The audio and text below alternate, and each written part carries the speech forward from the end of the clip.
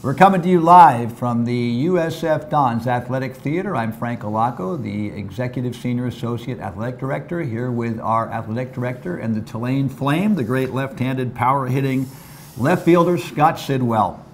Scott, a couple of questions to you from our fans on this next edition of Ask the AD.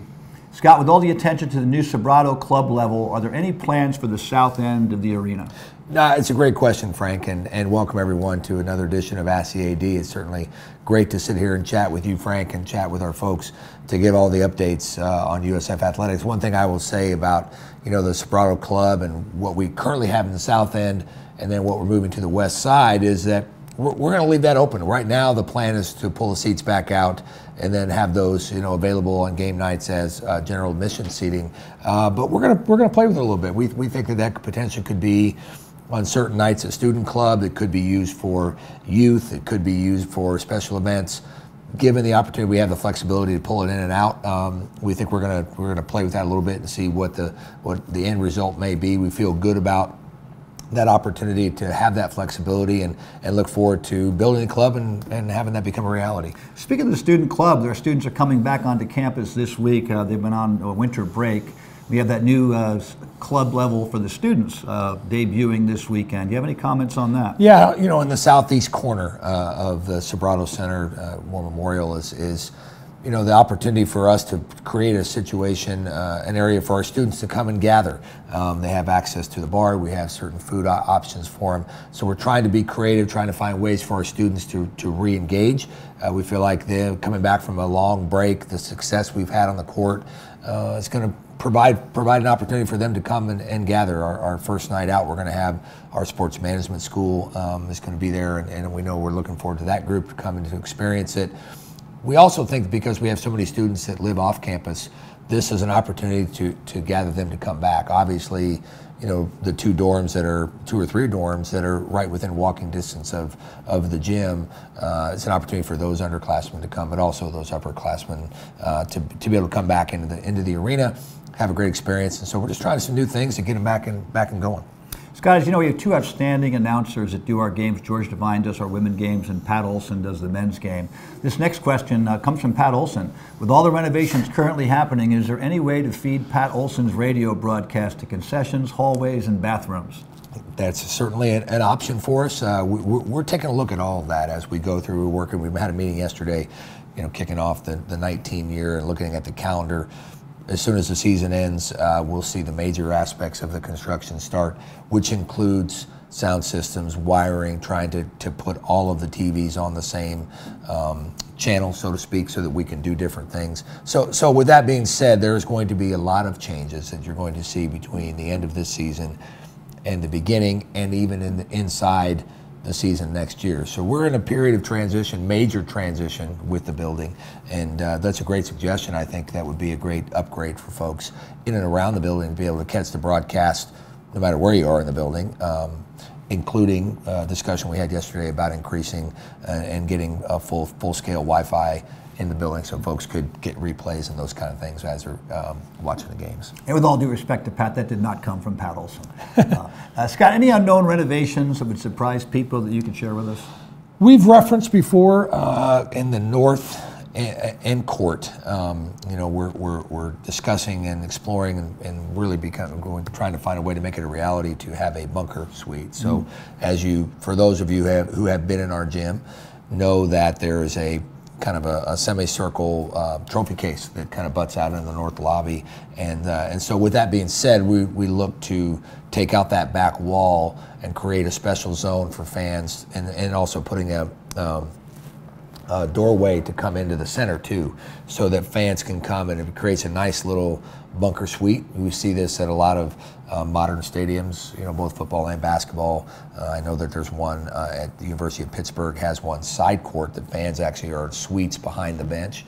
So this would be at the end court on the north end, would be a suite-like atmosphere with courtside seating in front of it. So I think that that's something that we really haven't discussed a whole lot, but it will be something going forward. Scott, the Dons played 13 games this year on television, which is an improvement from years past, and also 29 games broadcast on 1550 The Game. Is there any talk about expanding our exposure next season?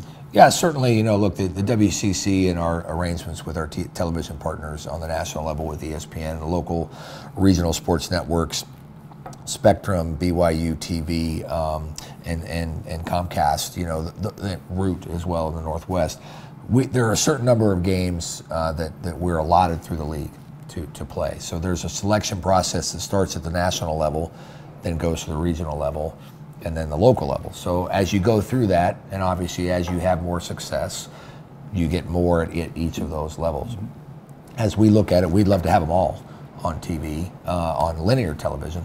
But the thing I think that's, you know, really neat about what's happened here over the last few years is we've really enhanced our digital presence. So through the W.TV, you can watch any game in a digital setting. You can watch it on your phone. You can, you know, Bluetooth it to your TV, or however you have Apple TV. You can set it up in a way that they're all on TV, right? It's just a matter of how you consume it, whether that's coming through your cable operator, satellite, you're down at the San Francisco Athletic Club at one of our watch parties, or you're just sitting on your phone in the airport watching the game. No matter how you perceive that, you can catch them all on a video playback. Speaking of the watch parties, we had our first one last week, and it was a great success over at the San Francisco Athletic Club. And any comments on that? You know what? I wasn't able to attend because I was actually at the game. That was the first watch party. But I will say that the feedback that we received so far has been tremendous. We want to continue that. We're going to try to enhance that as we go.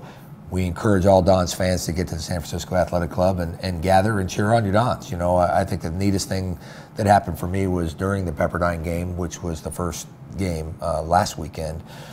We were able to, you know, see that not just one TV, but many TVs had the Dons on. So it wasn't just about the folks that were at the San Francisco Athletic Club. It was, you know, about everybody watching the games, right. You know, and not just our Dons fans, but those casual fans. So that's the whole purpose, is to have a gathering place. It's a you know, great place to go, you know, food and beverage, but also for those who just may be there on a Saturday afternoon or evening watching a game, we may capture some opportunities to get a casual fan to become Dons fans. You know, Scott, Mark Few issued a challenge to the league last year, really basically calling everybody out, saying that they need to put more resources into their basketball programs and try to achieve the level that they have achieved. With that being said, I know there's other teams in the league who are beginning to step up. Where do you think the Dons sit in that hierarchy right now, putting money and resources into making their programs as good as they can be? You know, Mark Few and others, Kyle Smith, Scott Sidwell, Father Fitzgerald, you know, many other people, Mike Roth at Gonzaga, we've been having this discussion for a long time. So Mark, that was the first time publicly, I think, that he came out and said, look, people need to do more in our league. And he's right. You know, for us, it started many years ago with the development of an athletics master plan on the heels of really not a ton that had happened. There were some good things that happened downstairs, thanks to the Corrados and others who put together a nice weight room and offices and different that we've enhanced on top of that. They got that started for us. But really the big things, the big investment, you know, in the last 3 or 4 years, we've raised well over $30 million that has gone into our, you know, facilities. We spent more time in the past couple years here at the Sobrado Center after we got done with Benedetti Diamond, after we upgraded the turf and some of the seating, Nego Esco, but now we're back into the core. And so the core is now becoming, you know, we're going to see it happen. I referenced it earlier that we're starting in on the club level expansion. That's going to happen between April and January, and then soon thereafter we'll start in on Malloy Pavilion, which is the practice facility expansion going towards the east. And we recently, you know, put out a video showing all that to our fans, and we're excited about that. So, look, we were way ahead of that comment, and there's been people who stepped up, but as with all programs, there needs to be more. And I certainly am out there, you know, stumping every day for folks to say, look, if we want to see this continue on in the future, we have to keep investing. Fans have to invest in whatever way they can. Buy a ticket, make a donation. We have those on the facilities, those on the endowments that can have the ability to make bigger investments. But the long story short is we need to continue to make this investment, and USF has sat right at the top of that investment at the league level, and we plan on staying there. Speaking of Gonzaga, what an environment the other night. Packed house, third straight sellout. national television audience, national media, NBA scouts, an incredible game that came right down to the wire. I was so proud of the way we competed against the nation's fifth best team. What message do you think that game gave to the nation and to ourselves, our own community? You know, that the Dons are back and we're relevant is really the big message. I said that to a group of donors, is we're relevant. We're relevant in the conversation. It's happened since, you know, really about 2 or 3 weeks into the season. We got off to such a blazing hot start. We've played well, you know, and our team played great on Saturday, with the exception of a couple of shots that we didn't make and they did. That's the difference in the game. But that is the difference when you get to this level, is, you know, and our team knows it, and our team talked about that. They've got to make those stops, and we've got to make our shots. It comes down to that, right? And so, but everything around that, with the exception of that period of time when they were able to take the lead and then ultimately win the game, was, I think, just fantastic. I think it was a real pivotal moment for our department. I think it was a pivotal moment for the psyche of our fans, of our donors, of our institution, that we can and we do belong. And I think that's a big message. We're there, and it's now time to push it even higher. The cliche, the tagline that we use is aim higher. Well, we need to aim higher, right? We need to find a way to win that game. I can tell you this, our students who are athletes who represent this university on the basketball court, they're not satisfied that we came close, and we aren't either, right? It's time for us at every level to push it higher and push it into the next level, so that we win that game consistently, so that we can continue to move forward. And that's hard. That's hard, and it takes everybody to do that. It takes, you know, from our board of trustees, our alumni, our fans, our president, and all these people all pulling, and we are. But we got to push even harder now that we're at a level that can get us up to that next step. So it's exciting. I think it was just a wonderful collection of people that came together to make that happen. I want to congratulate our staff for a great sellout and what you do every day, Frank, to get people excited, and our operations staff, Joe McDermott, Mark Papadopoulos, Casey Spinetti, and on, who put on such a great show. And certainly the external team with Matt Fontenot and Vinny Longo and Tommy Hepler, you know, and others that do just a wonderful job. So so it's been great, you know, and we're excited about that. Well, the men hit the road tomorrow night. Women are home here, and then we have a unique doubleheader with a noon start and 8 o'clock start on Saturday. Hope the fans can come out and join us. I want to thank you all for joining us for Ask the AD. Keep sending those questions out, hashtag Ask the AD.